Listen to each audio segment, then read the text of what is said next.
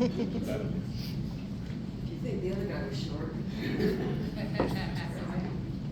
So, beautiful faces. I love social workers.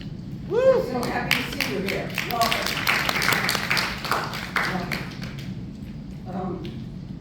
Let me start.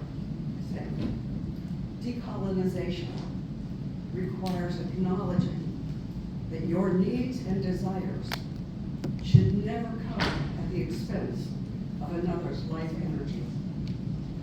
It is being honest that you have been spoiled by a machine that is not feeding your freedom, but feeding you the milk of pain.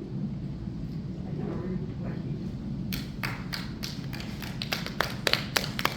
did. My name is Sharon Marie Chester. I'm a licensed clinical social worker, and I can no longer be the person I once was, knowing that someone's child bled out today, waiting for white America to be cuddled into its racial upbringing. Have any of you heard of Jane Elliott? Anyone heard? Okay, y'all think she's mean to white people? I would like to introduce you to Jane Elliott's evil twin sister. So buckle up. In that regard, in trying to effectuate anti-racism in real time, let me be perfectly clear that my message is mostly directed toward white social workers. So, since I have seen that most of the white social workers have all gravitated to a little lump over here, I would like to have you all come front and bring your beautiful white faces over here and sit in the front. Can I ask you to move? All the white people who sat over here. I would really appreciate it.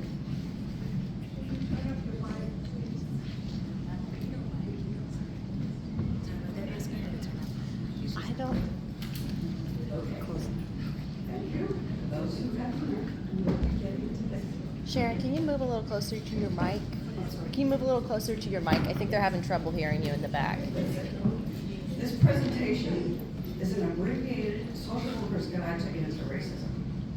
It is a deep dive into the operational use of language, terms, and narratives that, knowingly or not, perpetuate cultural racism. This presentation will include a review of social work's past complicity and remediation in addressing racism.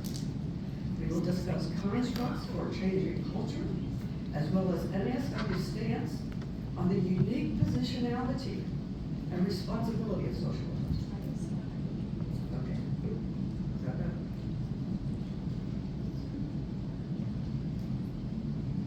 Does that work? Woo. Okay. So this is a deep dive into the operational use of language, terms, and narratives that knowingly or not perpetuate cultural racism. This presentation is going to include a review of social work's past complicity and remediation. We're going to discuss constructs for changing culture, as well as NASW's stance on the unique positionality and responsibility of social workers, especially white social workers, to challenge oppressive discourse at the personal, professional, and societal levels. In other words, we should finish up sometime about Thursday. Okay, I do want this to be a space where we can engage in the necessary difficult conversations, where we can be authentic without being defensive. This wonderful person I have a hard time saying his name, Ijeoma Uloa, if you've ever heard of that anti-racist person, states the beauty of anti-racism is that you don't have to pretend to be free of racism in order to be anti-racist. Anti-racism is the commitment to fight racism wherever you find it, even within yourself. Our kin of color have been enormously forgiving when they see you are trying. They don't expect you to be perfect. It's not a binary thing where you cross over and you're no longer a racist. It's a lifelong trajectory, and it will take multiple lifetimes for us to clean the cobwebs out of our cognitive processing in understanding how racism works.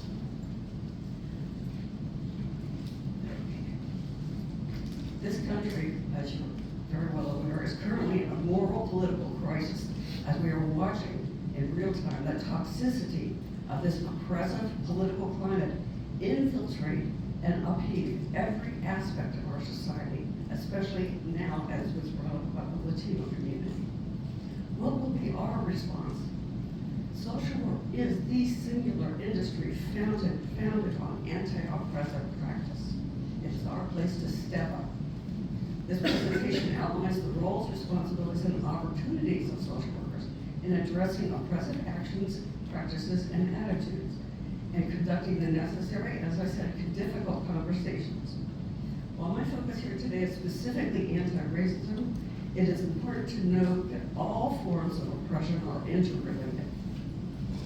Learning objectives, there are 3 things that I would like to try to impress today. One is to give you very specific examples of how language use is used in racism and anti-racist practice. So we're going to have some examples, going to have you work with that. We're going to, number 2, elucidate a template for cultural change. It's like, oh, let's change culture, right? Okay. It's messy, but it's actually cognitive behavioral therapy. You know, it's a work on that. Anyhow, and the third learning objective that I'd like to accomplish is that you, as an individual person, especially white people, to identify your unique positionality or where you fit on the matrix of privilege as regards your social or political or professional influence. It is imperative, okay, that we begin every conversation about racism and anti-racism with a discussion of the use of language, meaning the specific terms we use and the narratives we employ when we are engaging in dialogue. White people have, like black people have ebonics, white people have what I call WhiteSpeak. WhiteSpeak is the verbal framework that white people employ, often unknowingly, when conducting dialogue on race or around race. We often talk around race. We don't talk about race. And that's so critical in understanding how to address anti-racism. This practice is employed, WhiteSpeak is employed for the purpose of virtue signaling while disguising the ongoing promotion of racist narratives, in other words, oppression. It is critical to be able to recognize WhiteSpeak for what it is. I call it in real time. Okay, so here we're going to give you examples, and this is going to be on the quiz. I would like somebody to tell me, how is that racist? White Proverbs 10:20. How is that racist? Okay. How is this virtue signaling but promoting a racist narrative? All lives matter. Somebody, what's the problem with saying all lives matter? Sounds great. Oh, I'm a nice person. All lives matter to me. I'm so virtuous. What's the problem? Please. It's in response to saying that Black Lives Matter. So it effectively is taking away the whole concept that Black people have been oppressed as a group. And to say that all lives matter is creating this narrative that, oh, well, I'm morally higher because I think that all these groups matter, when if you truly believed that, you would say that Black Lives Matter and not have a rebuttal against it, because you know that your life, especially as a white person, has been propped up through privilege on the backs of other people.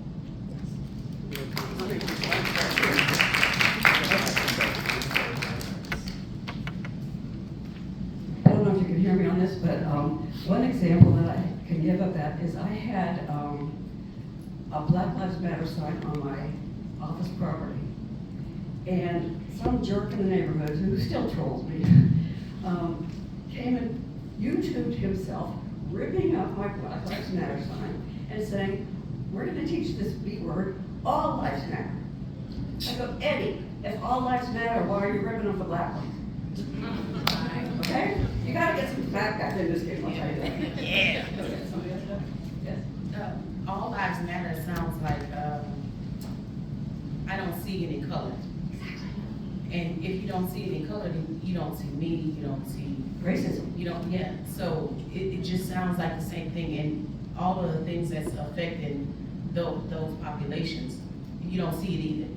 So that's Exactly. just what I hear. It's Color like I don't see color. You should see color. Yeah, we're gonna get into that. Very good, thank you.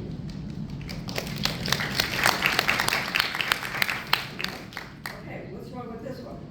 I have black friends. I can't be racist. I have black friends. Answer, what's wrong with that? What's wrong with that? I have black friends. I can't be a racist. ridiculous that is. Go ahead. I feel like the problem with that is you're using your friendship or relationship or acquaintances as a shield for the things that you're ignorant about and would rather be like, oh no, I grew up around black people so I can act like this, but really you don't want to acknowledge the fact that you're either appropriating or you're still ignorant or you're unwilling to learn and change your views and values, even though you're saying, oh, I have these black friends, but you don't want to acknowledge that you don't really have these black friends. You don't necessarily have black friends, but you know black people. There's a big difference. Just going back on what she said, you know, just not acknowledging like the behaviors of like, you know, saying things, you know, pertaining to us that's not good. So, yeah. Let me tell you something. I get called a racist. Go ahead and give it to her. I get called a racist all the time. Racist against white people. And you got, like I said, you got to get your clapback game up. And I just say, I can't be racist. I have white friends. Okay? And that's cognitive behavioral work. That is taking the concept that they have, that they're already working with it. My definition of racism is that I'm a nice person, or I like my people, or my neighbors, my sister marries, and you know, something like that. Oh, sorry. Keep forgetting. Thank you. I'm 72. I'm not used to this stuff. I was just gonna say, I think that you can be friends with someone without understanding their life and what they've been through. So you can say, I have black friends, but does that mean you truly understand the things that they have faced just because they were born with their skin color? Just because it's set up in this way, because of where their ancestors are from, whatever, like, just because you're friends with someone doesn't mean you understand their life story and the things that they face. You can say that about anyone. Oh, I have Catholic friends. Well, if you're not Catholic, do you understand what they believe? Oh, I have Jews. Well, do you, like, you can do that in anything. So when you just say, like, oh, well, I have black friends, so I can't be racist. Well, if you don't truly understand how you play a part in the life that they have experienced, then that's just an excuse, and you're not really understanding at all the point. You can be married to a black guy. You can have black children and still be racist. Yes. Okay, so that's not who you. Your social, you know, does not define your racism. You know, your intern and trust. There's a lot of trust. Let's find another one. If we quit talking about racism, it will go away. And Morgan Freeman did not say that. So I know that meeting goes around. He did not say that. So, if we quit talking about racism, I'll just make this, wrap this one. If we quit talking about pedophilia, is it going to disappear? No, it shows up in the government. Yeah.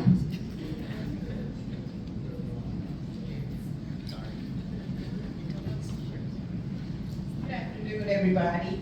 I'm coming from the professional world. It's so good to see so many students here, but it will not go away. And I'll just give you all an example of a place that I used to work. I wanted them to talk about diversity. I wanted them to talk about racism, but they didn't want to. So in order not to talk about it, they thought it wasn't a problem. They didn't want to see it. It's a very difficult topic to talk about.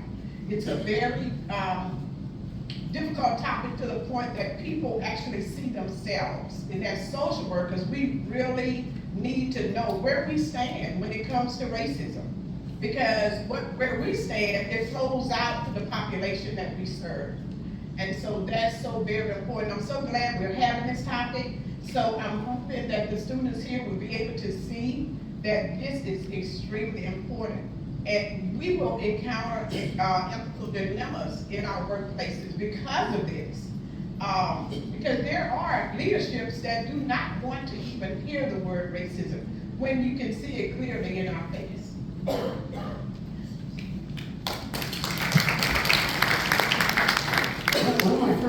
One of my first jobs I got fired at, some of my best work is getting fired, was working for the Concordia Parish school system.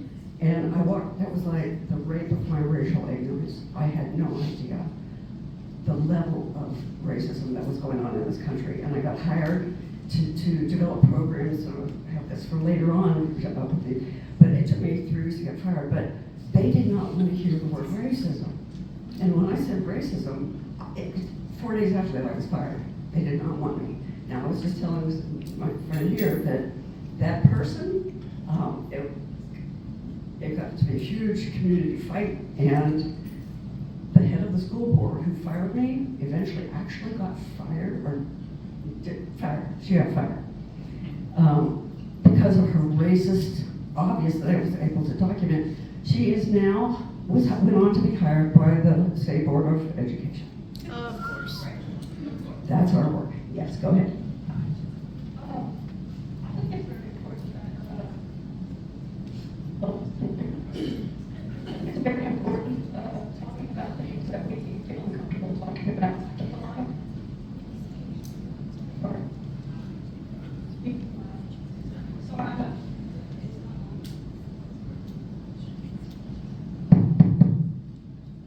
I think, there we go.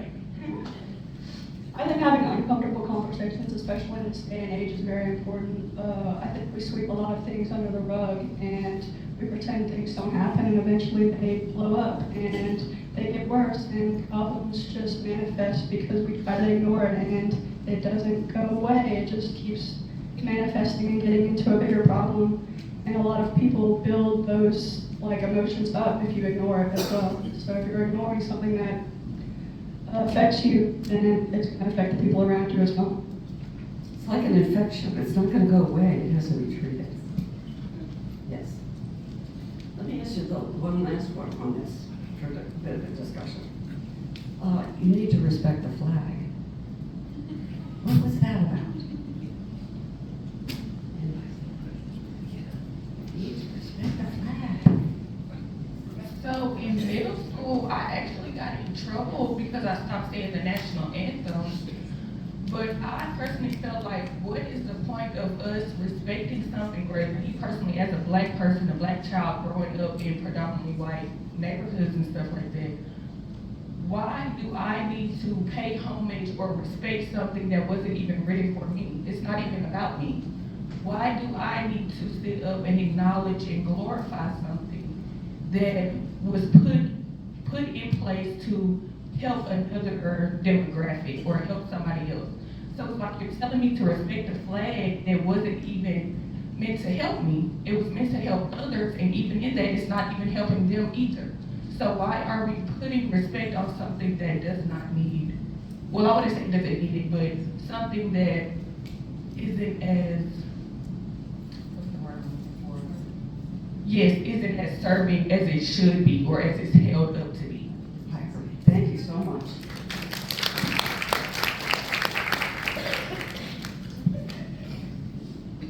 Yeah, that's what it, white people are the self-designated definers of everything. I find the flag argument to be particularly upsetting for 2 reasons. I was born and raised in Louisiana, and I literally grew up hearing the words heritage, not hate, when it comes to the Confederate flag, which is a joke for every other reason. But I think there's even a more simple reason. It is the idea that we are elevating a symbol over the lives and lived experiences of actual people when we could be using that symbol to actually unify all of us. Instead, you're literally bludgeoning people with the flag and saying, well, why can't you just agree with what we agree with? Despite the fact that when, as somebody who works in schools, children literally pledging allegiance to that flag for equality and justice for all, knowing full well that that's not how it works. The kids don't know that, but we as adults know that, and the fact that you are putting the idea of the symbol ahead of other people's lived experiences is just disgusting. Well, that's what they're doing. That's the nature of white supremacy. That's the nature of it. I'll tell you, I was, after Katrina, when this whole thing was thrown in my face, I remember ending up near Natchez area, And I took my 10-year-old daughter to the gym. There was some function going on at the high school. And we walked into this gym, and there was a 30-foot Confederate flag on the wall. I thought, oh my God, I don't think we're in Kansas anymore. That was like just day one. So yeah, we got it. But yeah, white people are the self-designated definers of everything. So if they decide respect is what they want it to be, it's racism just to immediately, throw us under the black perspective, and that's where we're at. Virtue signaling, talked about that a little bit. Let me explain specifically what that is.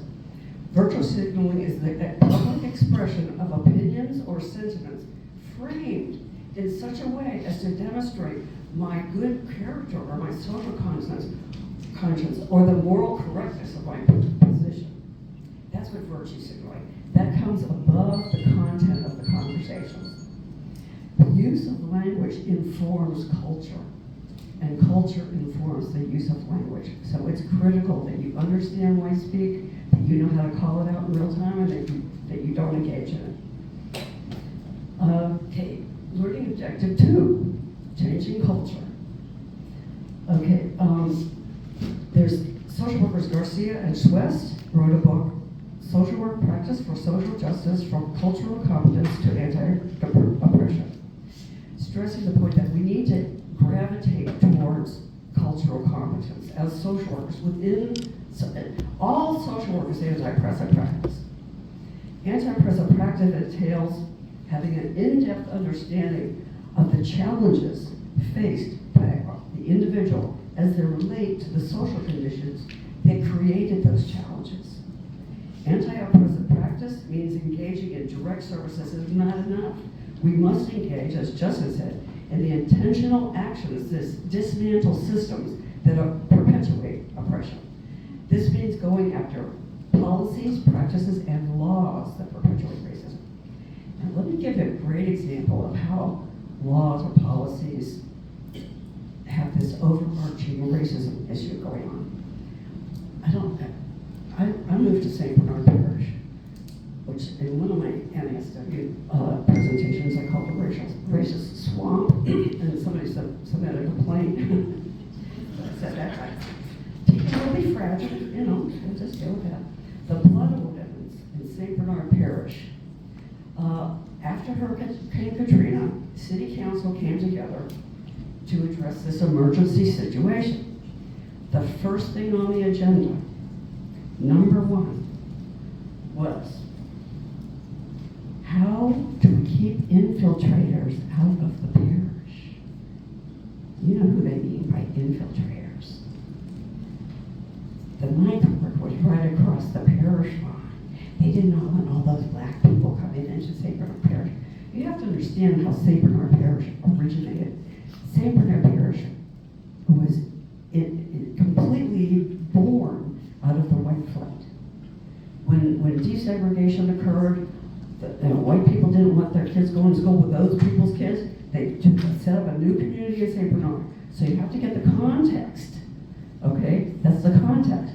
So when they say the new ordinances, no one is allowed to come into this parish and access any property, either rental or purchase, unless they have a blood relative. Yes. You know what that means. I know. Nowhere can you find the word race in there, but we all know, and that's an example of how now the feds came in, sued the government, and they had to take it back. They had to take that off. But that's an example of how sneaky racism is, how it infiltrates into our systems, like our legal systems. So the racial agenda was clear, but I'll tell you one thing. I am fully convinced that if that argument took place today, that blood ordinance would stand. We have regressed. We have lost so much ground in the 21 years I have been in this fight. We have lost so much ground. All the take them down NOLA stuff that we engaged in, taking down the Confederate monuments and stuff, they're going back up. They're renaming them. Oh, it's a nightmare. We have work to do. Okay. Culturally competent social work requires understanding how oppressive systems function and most importantly, our individual participation, how we can uniquely access any power within of a system of privilege. Finally, it requires our unequivocal solidarity with oppressed populations.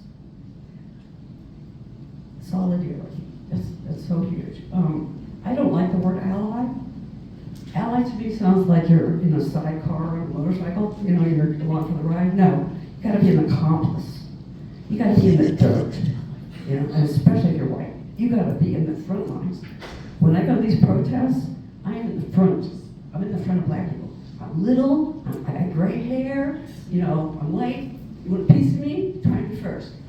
The most inspiring protest I was ever at was the Alton Sterling, Philando Castillo events in Baton Rouge, 2016, yeah. And there was the LRID trucks were coming down this little side street that we were on with the things blaring, you know, the ear blasters thing. And they lined up. The police were on one side and we were on the other side, and they were coming down the street with all their SWAT stuff and stuff. And I go right up front. Me and another white woman, maybe she was Hispanic, and she had a long braid. She was right in front of me as they were coming down the street. They grabbed her by the braid and threw her face down on the sidewalk. I was next, and I just stood there, and I got the photograph of the guy who was looking me in the eye. I got some great photographs of it, but this photograph. And just as they were about to address me, some very large black guy from behind me lifted me up from underneath the armpits and pulled me over this little fence and saved my butt. That's working together, that's teamwork. But yeah, we got so much work to do. Okay, culturally competence, let's get back to the business. Okay, Paulo Freire was a Brazilian revolutionary, a brilliant educator, and a Marxist philosopher. He wrote Pedagogy of the Oppressed. And my favorite quote, maybe from anybody, is the more radical a person is, the more fully he or she enters into reality so that knowing it better, he or she can transform it. This individual is not afraid to confront, to listen, to see the world unveiled. This person is not not afraid to meet the people or enter into a dialogue with them. This person does not consider himself the proprietor of history or of all people, or the liberator of the oppressed, but he or she does commit him or herself within history to fight at their side. Solidarity could not have been framed more eloquently than what he did. I'm reminded of when Dr. Martin Luther King was murdered. His brother Robert was on a train campaigning, touring around the country when he got the news. His next few stops were going to be all black communities. And his advisor said, stop the train, stop this thing, you know, because there's going to be riots. He said, I love Robert. Robert was better than John when it comes to anti-racism. And Robert said, no, we're going to keep on moving through. So they came to the station, he comes out, a sea of black faces, and he's the one who informs them that their esteemed leader has been murdered. And how he put it was he said, I too had a brother murdered by a white man. That is solidarity. That is solidarity. That is where we fit in together. My own hard introduction into anti-racism practice came 21 years ago in the aftermath of Katrina. I was thrown into this good fight when suddenly exposed firsthand to the true racist underbelly of this country. Despite having been a social worker for 3 decades, I still didn't know.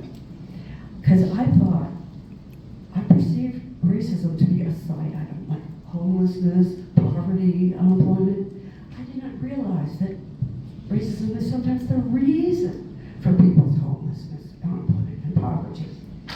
So I had a whole education come up. That initiated my road to racial literacy. This change came after I was threatened by the white mayor of Vidalia after I started pursuing complaints of racism. I mean threatened. It wasn't just, I'm going to make sure you never hold down another job as long as you live. It was, yes, I want blood and I want yours. This got nasty. My white self had to make a decision. There was to take my 2 young children, 10 and 12 years old, and get the heck out of this, or to stay and fight. And I stayed. In my book, I talk about my experience with one Mr. Emerson Slane. He was the local NAAC president at the time, who understandably misunderstood my intentions and integrity. As Justice said, trust is a hard thing won in communities of oppression. Mr. Slane is the one who ultimately got me fired from an incredible $50 an hour job. $50 an hour. It was a grant that I ended up with, developing programs for an all-black rural elementary school. 4 days after being fired, I insisted on joining the upcoming meeting with the NAACP. I didn't know that Emerson's the one that had me fired. And as well as the Tri-Parish Ministerial Alliance. This is more than 24 black leaders from the community. I said, I really want to meet with your people. I was fired. I have something to talk to you about. And they said, are you nuts? I said, probably, but I still want to meet with you. And so when I met with them, by the end of the meeting, I was fully embraced by this community. I had no idea why they would mistrust me so much that they did, that things happened. Now I fully understand it.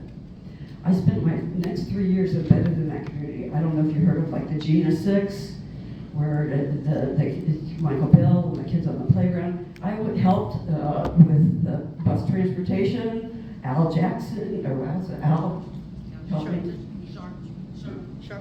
Yeah, all the big guys. Jesse Jackson, Al, who's the pastor? Who's the rev? Okay, he was there. I mean, it was big. We had, but to know how big it was that we pulled that off. This community was a tiny little black community with no power at all. And when that happened, somehow the forces all came together, and wow, it was really something. And I have to say, having been dug in by that point, there was an evening meeting at one point when the FBI was holding this meeting. People were allowed to get up and talk, and I got up and talked because the FBI leader said, we just spent last night at the high school football game, and black people and white people were sitting together. We saw no evidence of racism. Okay, so I get up. I go, well, let me tell you, you don't have no clue what you're talking about. And I told him about the white mayor, who's also sitting in the audience, has threatened my life because I was advocating for black people. Don't tell me there's not racism, and I went into it. Didn't get anywhere, but you just put your best in and you do what you can. Okay, yeah, on the trust thing too, let me mention another story. Was before I got fired, I recognized I needed a lot of assistance from the black community in doing this job. So I reached out to some members, and one of the people that I connected with, who I set an appointment with, went to visit, was the black black Sheriff Madison. And I walked into his station, and he comes out of his office and he goes, I know who you are. You're a white social worker that took a job that should have gone to a black person. You could just walk right out the door. I said, I'll tell you what. I understand you have a pissing contest going on with that white school board. I'm here to see what you're willing to do to keep the kids out of the line of fire. We spent 2 hours together. We came up with this incredible program. I couldn't believe it. We were so excited. He was going to take a classroom out of school for the day, take them to play baseball, have a cookout, take them to the movies, do this. And we were like, running in cop cars. I mean, we were so excited to have these children be introduced to some kind of new thinking. And so I go back to my office, I type up this, thank you so much for meeting with me. This is what I'm going to do. This is what you're going to do. I'm so excited to get. And I pitched it in the principal's box because it's on stationery and I need to have that approved. And the next morning when I showed up at 7:30, there's the school board Carrie Laster, the person I talked, the school board director, the principal, and the school board's somebody assistant. Anyhow, she goes, what is this? I said, well, it's kind of self-explanatory, you know. And she says, get in my office. I got in the office. She says, you cannot go into the neighborhood without either an escort or a script, and you're going to have to stick to it. I said, then you don't know what you hired me for. You know, you hired me to develop programs. One of the things, I proposed a father support group to be run by fathers. These are going to be all like fathers. You know what I was told? We can't trust men off campus to be meeting together. What racism? Right. What racism? This is the school system. Get yourselves in there. Okay. Move a little faster. Culturally, changing culture. There's this guy named Rouge. He introduced this 3-step template that involves changing culture. Value creation, value conversion, value connection. Now, this is so awesome, but it's so deep that I still am working on getting it. But value creation is the development of new ideas about what is important, what we value. What is important, equitable, or legitimate, and applying those ways in a new idea. Value conversion is the replacement of cultural values. Value connection provides a conceptual link between the two thoughts that were previously not connected. Like I said, when I pulled the I'm friends with white people, I was making connections there with things that didn't connect with them before. An example of this on the value change thing is the horrific practice of lynching. Culturally, white lives were valued, black bodies were property. Culturally, lynching was Sunday afternoon entertainment. Racism was the norm, it was popular, it was even valued. Then, during eras like the Civil Rights era, racism became unpopular. Racism, which was once seen as good, was now seen as bad. We began to value black people. So if you wanted to be a good person and racism was now bad, you had to quit calling yourself a racist. That's culture change. You have to quit being a racist. The problem is that racism did not dissolve. It went underground with the colorblind racism, like what's brought up before. I have this funny conversation that I make fun of. It's like, white people think, okay, I'm a good person as racism is bad, so I must not be a racist just because I'm a good person. And I will say to them, repeat after me, I'm a good person. They say, I'm a good person. I say, good people can be racist. They go, but I'm a good person. You know, that's where we're at. We're stuck on that thing. Good people can be racist. They need to, there's two kinds of white. There's white, which is the designated skin color that I've been assigned randomly at birth. Nobody holds anything against anybody for being born into a random skin color. Then there's white, which is spelled with Y-I-I-I-I-I, okay? Which is all about me, which is a mental attitude. It's a mental culture. That, yes, we do have a reason to hold against you. Okay? That's the difference. That's dynamic spawned colorblind racism, or racism light, that somebody brought up before. Finally, in each of us, in particular white social workers, must address where we sit on that matrix of privilege. Social work has a tainted history in its participation with oppression. We participated in the eugenics of Nazi Germany. We were involved in South African apartheid. Social workers were involved in the infamous syphilis studies, as well as the kidnapping, brutal, and often lethal treatment of tens of thousands of indigenous children all over the globe. Even Jane Addams engaged in a narrative that when black people are victimized by law enforcement, they must not have been compliant, much to the disappointment of her friend Ida Wells. In 1921, NASW issued a formal apology for oppressive improprieties and committed the profession to a new level of humanism. No one ever asked for our kin of color to have special treatment. We want justice. That's all. They just want to be treated as well as white people are treated. The whole DEI studies, you know, the whole Crenshaw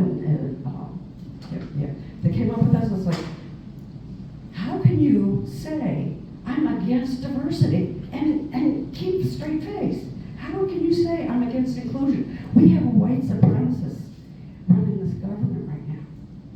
And it's very serious, and it's going to take you in your position. And I shared with Will one time, I don't think we have off-duty hours. If you're a social worker, it's your DNA. You do this all the time. I have to be transparent because I get in trouble all the time, so I can't do anything. My own engagement, the final frontier for me is addressing social workers that have problems. I still see racism embedded in white social workers. Are you all familiar with my NASW, the social platform for men? I have been in some serious skirmishes on my NASW platform. Things like a white social worker complaining that I'm sick of all white people being blamed for everything. That's a social worker. And spewing racist rhetoric. It's my job to respond. So I said, you know, what you're saying is entirely racist, and do you not understand the framework that the rhetoric that you're pushing? I started complaining to the administrator of the platform. And she says, well, we have a big tent. I said, oh, hell no. We do not have that big of a tent. I ended up trotting my complaint up to the president, the national president at the time, Mitt Joyner. That woman was like an angel. And she went to the board, she says, oh, we are not doing that. We do not entertain, we do not provide a platform for white supremacy. Their rhetoric, no, you're not welcome here. And if that's the way you feel, you don't belong in social work. So that's our final frontier. You know, people say we should be neutral. Social workers are not neutral. Morality is not neutral. We are one-sided. We're on the side of humanity. In my book, I outlined 21 years of lived experiences in the trenches of anti-racism. I've had my life threatened. My children have been doxxed. A head of the KKK in South Carolina created a YouTube video of me called Anti-White Scum. The soundtrack was awesome. I was so flattered. Although he was eventually banned by YouTube. I wish I would have got the film down before it got banned. But at one time I was even forced to turn to the district attorney of St. Bernard Parish to intervene when I was threatened by numerous members of the St. Bernard law enforcement families after I posted the indictment of 4 deputies who were responsible for the death of a black woman in our jail. I went hard on that one. That's local. Like you said, you keep this local, you get out there and you get loud. I'm really a loud introvert. You know, you wouldn't believe how introverted I am. But you get a loud introvert, you get them on their platform about one thing, oh my God, you're stuck with me. Yeah, in 2016, I took my racist landlord to the Louisiana Supreme Court for unlawful eviction. I had posted in a racism banner. Have you ever seen those? At racism, all colors with love and respect. I had posted one of those on my office window. The landlord demanded that I take it down because, get this, black people can't read. They're going to think you're advertising racism, and they might firebomb my building. I have to protect the other clients in my building. You know who's on the other side of me? The NRA. The NRA was on the other side of the wall. But they need protection against black people because when I refused to move the banner, his son physically threw me off the property. Physically came and threw me off the property. I mean, he said to me, well, he came around first and confronted me about the banner. He said, you got to take it down. I said, yeah, I'm going to take it down. He got, he's going to come in. Don't you know that 11 people were lynched in New Orleans in 2000, or no, 19, dude, get that away. But, yeah, Frank Rita, my buddy. Yeah, I sent him back a note. He said, you're gonna have to buy firebomb insurance. I checked it out, it's only $300 or $400 a month and you can stay, but you gotta take that down. And I said, okay, Frank, I'll get back to you. So I sent him back a note on my racism stationery. And I said, good to go, Frank. You know that $500,000 firebomb insurance you're making me get? Well, I got together with all my black friends and they're buying me a firebomb insurance policy. Enclosed is the receipt for my firebomb. And I did. I went out and got a damn bike. And I said, but they said not to worry, they don't know anyone that's stupid. That's why he threw me off the boat. But yeah, that's advocating. You gotta be willing to lose things. I lost jobs. I've been evicted. I've had my property damaged. I've had my car windows bashed. Okay, but it's fun too. Yeah. As a white social worker, I learned to check my fragility at the door and recognize, acknowledge, and utilize my unearned privilege. Despite my heavy engagement in this good fight, let me say that nothing I have done should be considered ordinary. Anything and everything I have done in the name of anti-racism, it comes because it's with the territory of social work. This is who we are, this is what we do, this is what should be expected. We are the change. Thank you.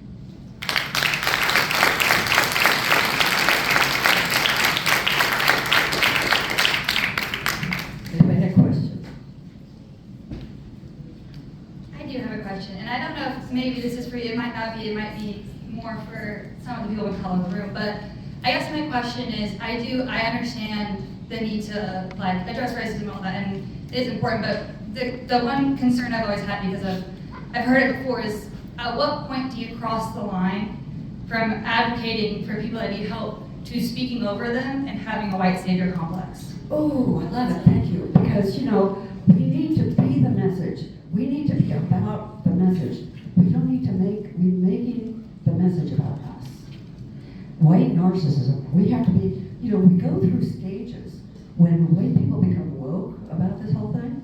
We go through this, oh my God, white guilt thing. Like, oh my God, I got all this privilege at somebody else's expense. Then you grow out of that, then you go into your white savior thing when I gotta go bust up walls and you do everything wrong at that point, but you're still on your trajectory, you're learning. And I think that, to me, the threshold of moving into actual white warrioring is you get into the white guilt. White guilt still centers whiteness. It's still making it all about your feelings as opposed to the other thing that's going on. So the cross for me, the threshold, is when white people eventually move on and say, they quit taking abuse from a black person just because they're black. Because everybody's, I got bashed, and I said, well, I disagreed, and I'll have some white person say, on this page, we don't disagree with black people. No, you're allowed to disagree with black people. That's okay, they can take it. It's a conversation, we're having a discussion, it's a dialogue, there's no disrespect. Disagreement is not disrespect. And that's, thank you for bringing that up. I just wanted to say, that was powerful. In my classrooms, I always, and this is a flaw of mine because I'm an extrovert and I'm very much an advocate for humanity, and we're living in times where, based on how we teach, what we say, that could affect the funding in our school system today. And we've been taught, and I'm having a time with it. I am having a tough time with it because, as you were speaking, I'm going, now that's my sister. That's my sister, because that's what social workers are. We're supposed to stand up in the face of oppressive systems that have always existed. But now they're usurping power at the expense of other humans. And I just wanted to say thank you for doing that. They were in Congress the other day, I was telling my classroom, they were debating the right of due process for humans, that it was different for people who were here illegally. How is that different? That's racism. And now it's being justified. You talked about integrity. Integrity for a social worker is standing up and saying the uncomfortable, but the fight is how to say it without taking everybody down. I'm willing to jump off the boat, but the whole university, may not be able to go, and I get it, but it is truly a fight, and we are in a fight. And I remember when it began to happen so just abruptly, how do we fight back? And I love that we can use our voices, but our voices come at, we have to normalize speaking against what's trying to be normalized. Racism is, they're finding words to say and phrases to say, and we have to stand up and say, no, that's racism. And yes, it's scary to talk about, and people may get up and leave, but we've got to have the conversation or lives are going to be lost, and they've already been lost. In fact, they've been lost for over 400 to 500 years, so lives are being lost, but now here we are again sliding backwards, so we have to speak up. And I teach my students, I'm like, you're going to have to learn to articulate a no, I'm not going to stand for this. Now when we go into communities, this racism, this regime we got in place, it affects the resources that are available that we're supposed to use to help the people. And if we don't say anything, we're not going to have a job at all, because how can I help somebody when the resources are getting snatched up? And when you talk about looking at racism, I'm going to say this. I work on my own racism, and that's just real talk, because racism is not discrimination. Racism is like, I look at persons, now I'm looking at people wondering who they are because of being victimized by the very system that I'm supposed to be operating in. And I have to be honest, and we have to take a look at that. And if we can't take a look at ourselves in the mirror, as a black woman, I look at myself. How am I treating people? Am I having intellectual dialogues with people, that's based on integrity and truth about what's happening? This system is minimizing my ability to help human beings. And that's just, in a nutshell, what's going on. Whatever you call it. I call it racism and power gone crazy. That people are holding on to power at the expense of lives. And when you talk, if we don't talk about it as social workers, who's going to do it? Who's going to do it? Who's going to say something? Who is going to do it? And are we too afraid to do it? It's scary, but it's real. When I go to do my work, I work with teenagers too. When I go do my work with teenagers, I'm out there like, how do you get them on their feet? How do you transition to them?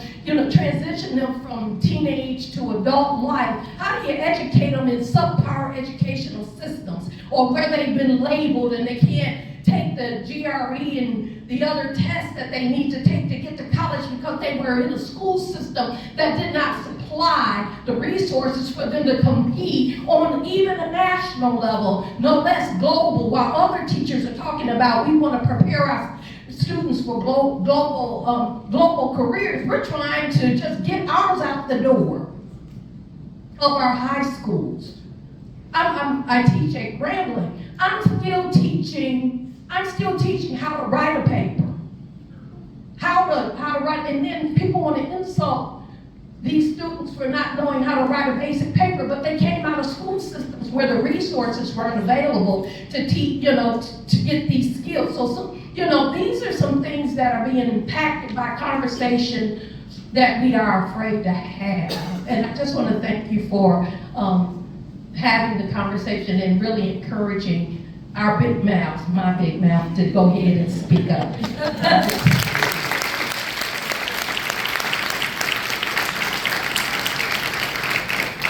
Could never tell you were an extrovert. All right. Give it up for Sharon one more time. That's what I love about days like this. We can get together and lean into uncomfortable spaces and uncomfortable conversations. It's becoming part of dialogue.